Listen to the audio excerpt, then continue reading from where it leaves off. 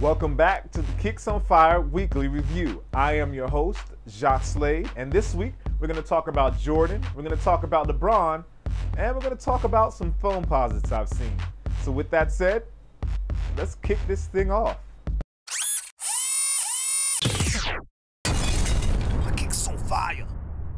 Starting things off is one of the more secretive releases of the new year, the Air Jordan 2011. Up until recently, we didn't really have any details on the shoe besides this image that you see here. However, last week we found out that the shoe will be releasing on February 19th, and we also got some detailed images courtesy of Marcus Soul. So make sure you check out the post down here. There's a link to the post down here, and there's a full gallery of images, and we will be sure to let you know as soon as we find out more information about the Air Jordan 2011. Let's move on to number 4. While the NBA All-Star Game in LA is going to be crazy in February, Nike has already started to release images of their sneaker lineup for the game. The first up to bat is the Nike LeBron 8 version 2 All-Star. Now the shoe contains a blue to black gradient on the upper, which looks absolutely gorgeous. They've also added flywire to the shoe, and in addition to all of that, the shoe actually weighs an ounce less than the original LeBron 8. Now these aren't scheduled to drop till right around the All-Star Game in February, but look like a definite pickup for a LeBron fan, and even if you just play ball, these look like a good pair of shoes to throw on your feet. So with that said, let's move on to number 3. I have to admit, when Shoezian first posted this video of his $1 million shoe collection, I was a little turned off by some of the imagery. However, after getting a good look at some of the shoes in his collection, I have become a Shoezian fan. Last week, he posted 45 pairs of Foamposites on eBay.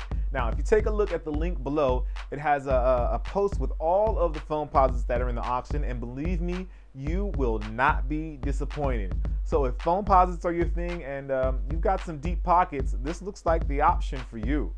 Let's move on to number 2. Hey, that rhymed! And speaking of Foamposites, coming in at number 2 is one of the more highly anticipated releases of 2011, the Nike Air Foamposite 1 in metallic pewter. Now this is an absolutely beautiful shoe, at least in my eyes. I'm not trying to be a hype beast or any of that, but this shoe looks good. And if I'm gonna base anything on the feedback that we've been receiving on the site, you guys are just as excited about this shoe as we are. Unfortunately, we have to wait until March 19th before the shoe will actually even release. Come on, Nike, March 19th?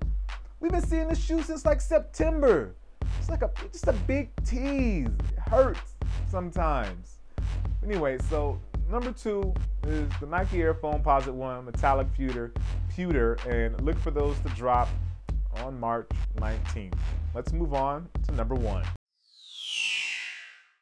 Coming in at number 1 is a look at the Air Jordan 5 Retro in white, varsity red, and obsidian. The shoe is Jordan Brand's latest take on the retro phenomenon, which is driving sneakerheads absolutely crazy.